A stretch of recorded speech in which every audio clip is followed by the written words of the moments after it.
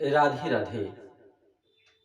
সাধুগুরু বৈষ্ণব মণ্ডলীর চরণে এ অধমের ভক্তিপূর্ণ প্রণাম। আজকের আলোচ্য বিষয়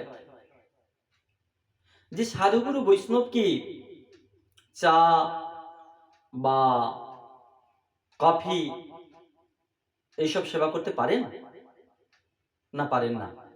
সেবা করে কি উচিত না উচিত নয়? এই প্রসঙ্গে কিছু আলোচনা করি, তাহলে আমাদের উপকার হবে। জয় রাধে। তো প্রথমেই বলি যে ভগবান আমাদের কৃষ্ণ নামের নেশা করার নির্দেশ দিয়েছেন।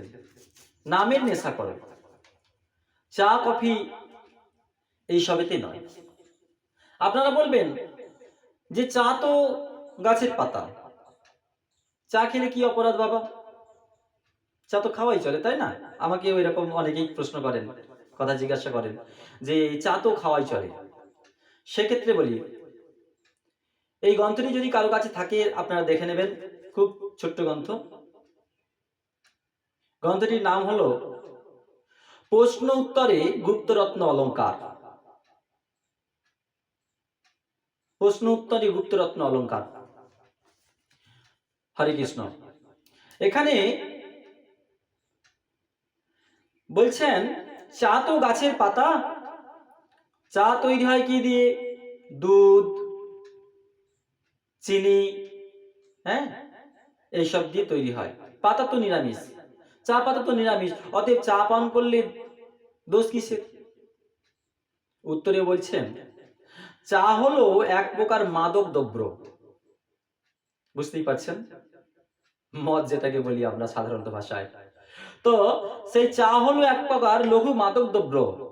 ভজন রাজ্যে মাদক দ্রব্য নিষেধ। চা পাতা, দক্তা পাতা, তামাক পাতা, গাঁজা পাতা নিরামিষ হলেও যেহেতু ইহা মাদক দ্রব্য সেহেতু উহা বর্জনীয়। কারণ মাদক দ্রব্য সেবনে কি হয় না, সুচিতা নষ্ট হয়। মনের মধ্যে যে শুদ্ধ চিন্তাধারা থাকে সেগুলো নষ্ট হয়ে যায়। মনের মধ্যে তামসিকতার বৃদ্ধি হয়, তামসিক ভাবটা বেড়ে যায়। তাই নিরামিষ হলেও খাদ্যরূপে গ্রহণীয় হবে এমনটাই নয়। আচ্ছা বলুন তো, আমরা যারা ভক্ত, যারা বৈষ্ণব, আমরা কি নিরামিষ আহার করি? না, নিরামিষ আহার করি না। আমরা প্রসাদ সেবা করি, কৃষ্ণ প্রসাদ সেবা করি। আপনি কখনো মাদক দ্রব্য ভগবানকে ভোগ নিবেদন করেন নাকি? করেন নাই তো। তাহলে বিচার করুন আপনি কি সেবা করছেন। অনিবেদিত বস্তু কুকুর মাংসের সমান। যা কিছু বৈষ্ণব পাবেন সেগুলো ভগবানকে দিয়ে পাবেন, আর ভগবানকে না দিয়ে পেলে সেগুলো কুকুর মাংসের সমান, কুকুর মাংসের পাপ নিতে হয়। রাধে রাধে। তো আমরা নিরামিষ খাই না, আমরা যা খাই সেগুলো হচ্ছে প্রসাদ, কৃষ্ণ প্রসাদ, নিবেদিত প্রসাদ আমরা পাই। এখানে বলছেন ধুদ্রা পাতা নিরামিষ, আকন্দ পাতা নিরামিষ এবং বিচুতি পাতা নিরামিষ, কিন্তু এই পাতাগুলি নিরামিষ হলেও এগুলো বিষাক্ত পাতা। যেমন কেওয়া পাতা, নারকেল পাতা, খেজুর পাতা, তাল পাতা নিরামিষ হলেও এগুলো অখাদ্য, সেই জন্য এই সব পাতা বর্জনীয়। তাছাড়া চায়ের মধ্যে ক্যাফিন নামক এক প্রকার বিষাক্ত পদার্থ আছে, যা শরীরের পক্ষে ক্ষতিকর এবং ভক্তি বিনাশক বলে চা, তামাক, বিড়ি, সিগারেট, খৈনি, দক্তা, গাঁজা, হেরোইন ইত্যাদি মাদকদ্রব্য বর্জন করতে হবে। চা সেবনে কি হয়? আগেই বলেছি, চা সেবনে তামসিকতা বৃদ্ধি হয় বলে তা থেকে বিষয়ভোগের আকাঙ্ক্ষা জন্মে। এই বিষয়ভোগের আকাঙ্ক্ষা থেকে প্রতিহত হলে ক্রোধের সৃষ্টি হয়, আর ক্রোধ হতে হয় মোহ, মোহ হতে সৃষ্টি হয় ভ্রষ্ট, স্মৃতি হয় ভ্রষ্ট। যখন মনের মধ্যে মোহ জন্মাবেন, মোহতে স্মৃতি ভ্রষ্ট হয়ে যাবে, আর স্মৃতি ভ্রষ্ট হলে মানুষের বুদ্ধি নাশ হয়ে যাবে, এবং বুদ্ধি নষ্ট হলেই তাহলে বিনাশ প্রাপ্ত হতে হবে। গীতায় তার প্রমাণ দিচ্ছেন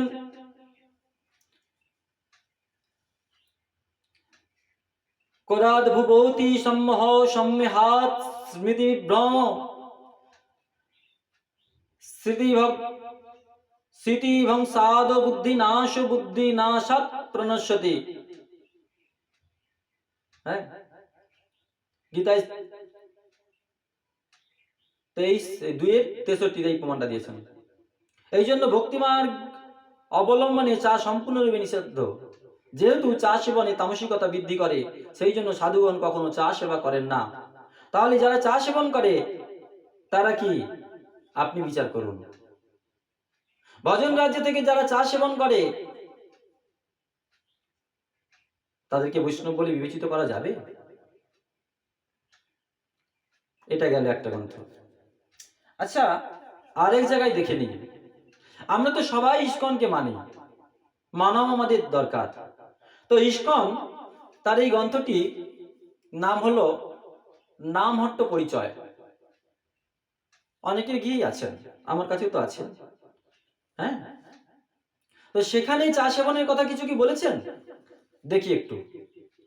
আপনারা এই নামহট্ট পরিচয় গ্রন্থে 154 পৃষ্ঠা, অর্থাৎ 55 পৃষ্ঠায় যেখানে তুলসী সেবার বা তুলসী মাহাত্মের কথা বলেছেন, ঠিক তার আগের পাতাটায় দেখুন, শুধু চা নয়, এখানে আরো অনেক কিছু দেওয়া আছে, একটু পড়ে নিন। বলছেন, পেঁয়াজ, রসুন, মুসুর ডাল আহার করা ভক্তের সম্পূর্ণ নিষিদ্ধ। এগুলি শ্রীকৃষ্ণকে নিবেদনযোগ্য নয়। এগুলো আহার করলে জড়া প্রকৃতির নিকৃষ্টতম তমগুণে চেতনা আচ্ছন্ন হয়ে পড়ে। এমনকি চা, কফির মতো হালকা নেশাও বর্জনীয়, কেননা এগুলি স্বাস্থ্যের প্রতিকূল, অপরিচ্ছন্নতাযুক্ত এবং অনাবশ্যক। এগুলো বদভ্যাস গড়ে তোলে। আর চা কফি কখনো ভগবানকে নিবেদন করা যায় না, আগেই বলেছি। এখানেও সেই একই কথা বলছেন। শুধু তাই নয়, আপনারা দেখবেন বিভিন্ন ভাগবত আসরে এখন মডার্ন হয়ে গেছে।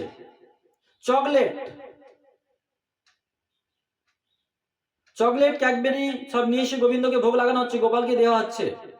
আমি এক মাতাজিকে প্রশ্ন করেছিলাম, মাতাজি আপনি দিচ্ছেন কেন এগুলো? বলছি, কেন, এগুলো তো দেওয়া চলে, এগুলো তো দেয় গোপাল, ছোট বাচ্চা, আমি তো তাকে পুত্র রূপে দেখি, তাই বাচ্চা যা বায়না করে তাই দেয়। রাধে রাধে। এখানে চকলেট দেওয়া নিষেধ করছেন নামহট্ট পরিচয়ে। খুব ভালো করে শুনবেন, নামহট্ট পরিচয় ইস্কন প্রকাশিত।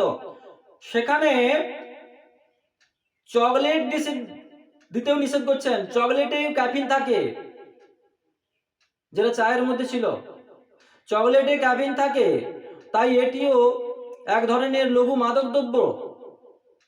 চকলেট অস্বাস্থ্যকর, কারণ এতে রক্ত দূষিত হয়, শরীরে কালো ছাপ পড়তে পারে, আর চকলেট নিবেদনযোগ্য নয়। ঠিক আছে, তাই এই জন্য দেওয়া যাবে না। এখানে বলছেন, কিছু ভক্ত অবশ্য চকলেট খাওয়া যেতে পারে বলে মনে করেন, তবু এ ব্যাপারে রক্ষণশীল হওয়াই ভালো। চকলেট ছাড়াই আমরা তো বেঁচে থাকতে পারি না? পারি না? বেঁচে থাকতে পারি তো। কৃষ্ণ ভাবনা অর্জনের পথে এগিয়ে যেতে পারি। আর চকলেটকে খাদ্য তালিকার অন্তর্ভুক্ত করা তো কৃষ্ণের সন্তুষ্টি বিধানের জন্য নয়, কেবল আমাদের ইন্দ্রিয় তৃপ্তির জন্যই। তাই চকলেটও বর্জন করা দরকার। রাধে রাধে। আমরা এখানে পরিষ্কার বুঝতে পারলাম যে চা, কফি, চকলেট এগুলি আমাদের খাওয়া উচিত নয়। আচ্ছা, আপনারা জানেন, যারা মোবাইলে ফেসবুক বা ইউটিউব এসব দেখেন, একটু দেখবেন, সার্চ করবেন যে কফি আমরা যে সেবা করি, সেই কফিটি আসলে কি থেকে উৎপত্তি হয়? বলছেন কফি গাছের ফল, কিন্তু সেই কফিকে খাওয়ানো হয় একটি বনজ জন্তুকে। সেই জন্তুটির নাম হলো গন্ধ গোকুল। কিছুটা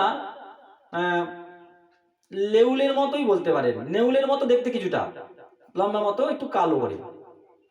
তো এই গন্ধ গোকুল যখন পাশাপাশি অবস্থান করেন, তখন আপনি বুঝতে পারবেন যে আপনার আশপাশেই গন্ধ গোকুল আছে। হ্যাঁ, তো সেখানে বাসমতি চালের যে গন্ধ, সেই গন্ধটি আপনি অনুভব করবেন। রাতের অন্ধকারে কখন এই গন্ধটি আপনি পেয়েছেন, তো বুঝবেন পাশাপাশি ওই গন্ধ গোকুল আছে।